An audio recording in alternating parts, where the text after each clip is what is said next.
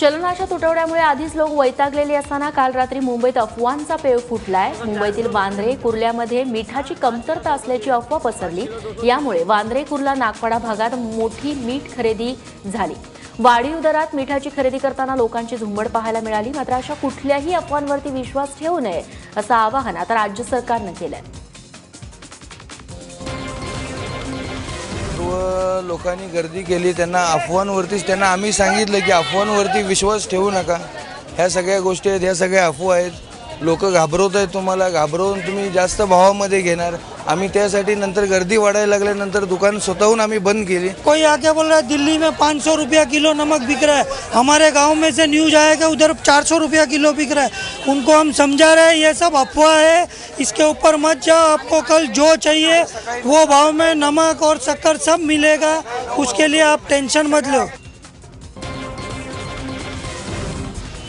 मुंबईत मिठाची कमतरता असल्याची अफवा पसरल्यानंतर धुळ्यात देखील लोकांनी मीठ आणि साखरेच्या खरेदीसाठी दुकानांमध्ये गर्दी केली। दरम्यान मीठ आणि साखर मुबलक प्रमाणात उपलब्ध असल्यानं अफवांवरती विश्वास ठेवू नका असं आवाहन तिथल्या पोलिसांनी केलंय। अफवा पसरल्यानं मीठ खरेदीसाठी धुळे शहरातील ऊस गल्लीत नागरिकांची एकच गर्दी झालेली बघायला मिळाली। अफवा पसरवणाऱ्यांवरती सायबर क्राईमच्या माध्यमातून कारवाई होईल असं आता पोलिसांनी बजावलंय। जुन्या 500 आणि 1000च्या नोटा वापरण्यासाठी केंद्र सरकारनं 14 नोव्हेंबरपर्यंत मुदतवाढ दिली आहे। त्यामुळे पेट्रोल पंप, रेल्वे, विमान, मेट्रो तिकीटं, रुग्णालय, वीज बिल भरणा केंद्र, शासकीय कर भरण्यासाठी आता जुन्या 500 आणि 1000च्या नोटा वापरता येणार आहेत। या निर्णयामुळे सर्वसामान्यांना काही काळासाठी मोठा दिलासा मिळाला आहे। सरकारनं आणखी एक दिलासादायक बातमी दिलेली आहे। 14 नोव्हेंबरच्या रात्री 12 वाजेपर्यंत देशासह राज्यात कुठेही टोल द्यावा लागणार नाहीये।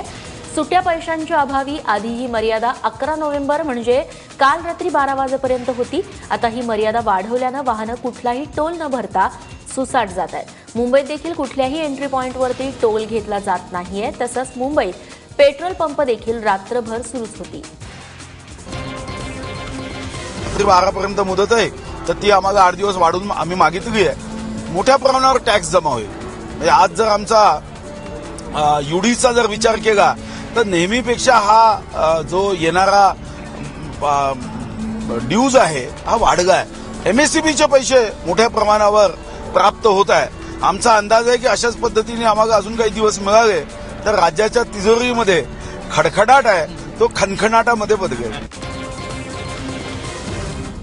जुन्या 500 आणि 1000च्या नोटा बदलल्यानंतर काल बँकांमध्ये मोठ्या प्रमाणात गंगाजळी जमा झाली आहे। अवघ्या एका दिवसात एसबीआय बँकेमध्ये 18,000 कोटी जमा झाले।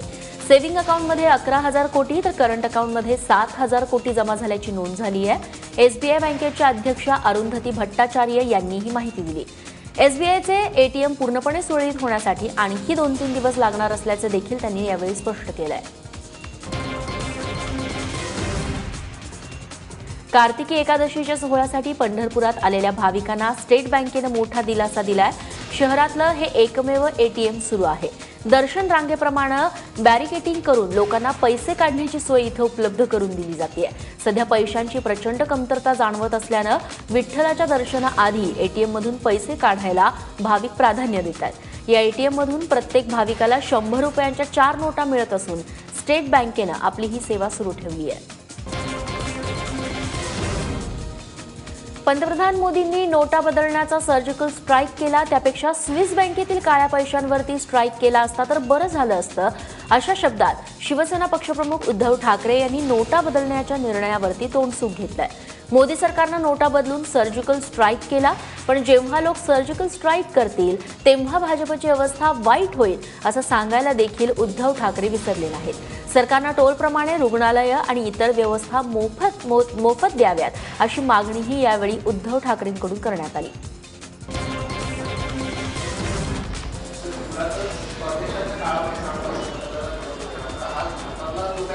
माझं काय म्हणणं आहे की तुम्ही एक सर्जिकल स्ट्राईक करून 56 इंचाची छाती, तुम्ही 56चा पाडा म्हणा आणि 56 इंचाची किती 5,600 इंचाची करा, पण स्विस बँकेवरती हिंमत असेल तर कारवाई करा आणि तिकडनं काळा पैसा आणून जे तुम्ही जाहीर केलं होतं की सर्वसामान्य जनतेच्या खात्यात आम्ही पैसा टाकू तो टाका। तुमचा आता अधिकार दिल्यानंतर ज्यांनी अधिकार दिलाय तुम्हाला त्यांना कशात छट्ट तुम्ही? काँग्रेसचे उपाध्यक्ष राहुल गांधी काल दिल्लीत 500 आणि 1000च्या नोटा बदलून घेण्यासाठी बँकेच्या रांगेत उभे राहिले. संसद मार्गावरील स्टेट बँक ऑफ इंडियाच्या शाखेसमोरील रांगेत उभे राहून त्यांनी त्यांच्याकडच्या नोटा बदलल्या. रांगेत राहुल गांधी यांना पाहताच लोकांना आश्चर्याचा धक्का बसला. लोकांनी राहुल गांधींसोबत सेल्फी काढण्यासाठी ही मोठी गर्दी केली. सामान्य माणूस त्रासलेला आहे, मात्र यामुळे मोदींना कोणताही फरक पडत नाही अशी टीका यावेळी राहुल गांधींनी केली. ना मीडिया वालों को समझ में आएगी, ना आपके करोड़पति मालिकों को समझ आएगी, ना प्रधानमंत्री जी को समझ आएगी. यहाँ पे लोगों को कष्ट हो रहा है, दुख हो रहा है, दर्द हो रहा है, इसीलिए मैं इनके साथ यहाँ खड़ा हूँ. बस सीधी सी बात है. कुछ रिलैक्सेशन नहीं, मेरे लोगों को कष्ट हो रहा है, मैं उनके साथ खड़ा हुआ हूँ. धन्यवाद. नोटा बदलाच्या निर्णयाला विरोध करणाऱ्यांना काळ्या पैशावाल्यांचा पुळका आलेला आहे का असा सवाल भाजपचे अध्यक्ष अमित शहा यांनी उपस्थित केलाय. दिल्लीत झालेल्या पत्रकार परिषदेत त्यांनी राहुल गांधी, अरविंद केजरीवाल, मुलायम सिंग आणि मायावती यांच्यावरती निशाणा साधला. तसंच 100च्या नोटांअभावी उद्भवलेली परिस्थिती आठवड्याभरानंतर पूर्वपदावर येईल असा देखील विश्वास अमित शहा यांनी व्यक्त केलाय. आप कालाबाजारियों को बढ़ावा देना चाहते हैं या उनके हौसले पस्त करना चाहते हैं? इन चीजों का जवाब समाजवादी पार्टी, बसपा, आप पार्टी और कांग्रेस पार्टी चारों पार्टियों ने देना चाहिए. मुंबईत पैसे काढण्यासाठी रांगेत उभे असलेल्या 73 वर्षाच्या वृद्धाचा काल हृदयविकारानं मृत्यू झाला. आपल्याजवळील 500 आणि 1000 रुपयांच्या नोटा जमा करण्यासाठी काल दिवसभर ठिकठिकाणी वेगवेगळ्या बँकांच्या शाखांसमोर नागरिकांच्या रांगा लागलेल्या होत्या. विश्वनाथ वर्तक असं मृत झालेल्या वृद्धाचं नाव असून मुंबईतील मुलुंडमधली ही घटना आहे जी उघडकीस आली आहे. या घटनेमुळे नागरिकांमध्ये संताप व्यक्त करण्यात आला. आज मोदी सरकारने फक्त 500च्या 1000च्या नोटा बंद करून लोकांना जो त्रास होतोय तो सरकार ह्या गोष्टीवरती लक्ष देत नाही. आज जेवढे सिटीजन आहेत त्यांना तर खूपच त्रास झाला आहे. म्हणजे जे आज बघतायत त्यांना पाणी नाही, त्यांना बसायची सोय नाही, ते लाईनीत उभे आहेत. नोटा बदलून घेण्यासाठी देशभरात बँकांच्या बाहेर रांगा लागलेल्या दिसून येत आहेत. मुंबईत मात्र बँकांबरोबरच रिलायन्स एनर्जीच्या कार्यालयाबाहेर लोकांच्या लांबच लांब रांगा लागलेल्या दिसल्या. मोठ्या प्रमाणात रिलायन्सच्या वीज ग्राहकांनी बिल भरण्यासाठी रांगा लावलेल्या होत्या. 15 ते 16 हजारांची बिलं 500 आणि 1000च्या नोटांनी भरताना ते दिसून आले. थकलेले कर भरण्यासाठी नागरिकांनी जुन्या नोटांचा खजिना बाहेर काढलाय आणि त्याचाच परिणाम म्हणून काल राज्यात महापालिकांसोबतच नगरपालिकांच्या तिजोऱ्यांमधील देखील कोट्यवधी रुपये जमा झाले.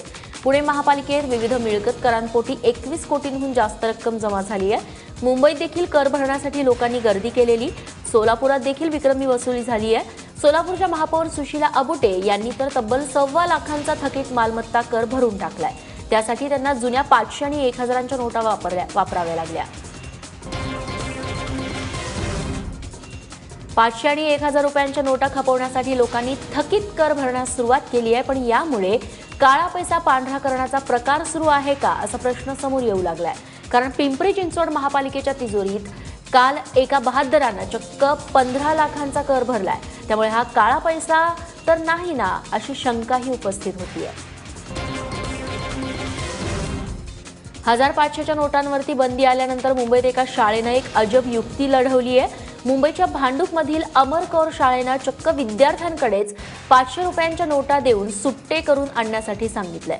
विद्यार्थी घरातून 500 रुपयांचे सुट्टे आणू लागल्यानं पालक त्रस्त झालेले आहेत. तर काही सामाजिक कार्यकर्त्यांनी हा शाळा प्रशासनाचा काळा पैसा पांढरा करण्याचा डाव असल्याचं सांगितलंय. दरम्यान शाळा प्रशासनानं मात्र 10वी बोर्ड परीक्षेसाठी भरायचे हे पैसे असल्याचं स्पष्टीकरण दिलंय. आमच्या शाळेत बोर्डाची फी घेतलेली 500 रुपये ऑक्टोबर महिन्यात. मग ते आज बोलले ही पैसे परत देतोय, तुम्ही बँकेत जाऊन पैसे आणून दुसरे नोट द्या असे बोलले. आमच्या वर्गात 51 मुलं आहेत. 51 जणांना 500-500च्या नोटा दिल्या. सर बोलले तुमचं बँकेत अकाउंट असेल ना, बँकेत पैसे भरा या 500च्या नोटा आणि आम्हाला नवीन नोट आणून द्या. 500 आणि 1000च्या नोटा बंद झाल्यामुळे लोकांनी त्या मंदिरात दान करायला सुरुवात केली आहे. त्याला आळा घालण्यासाठी मराठवाड्यातील मंदिराच्या दानपेट्या सील करण्याचा निर्णय काल घेण्यात आला. त्यामुळे तुळजापूर, माहूरसह प्रमुख मंदिरांच्या दानपेट्या सील करण्याचे आदेश धर्मादाय सहआयुक्तांनी दिलेले आहेत। मराठवाड्यातील 8 जिल्ह्यांमध्ये हा निर्णय लागू करण्यात आलाय।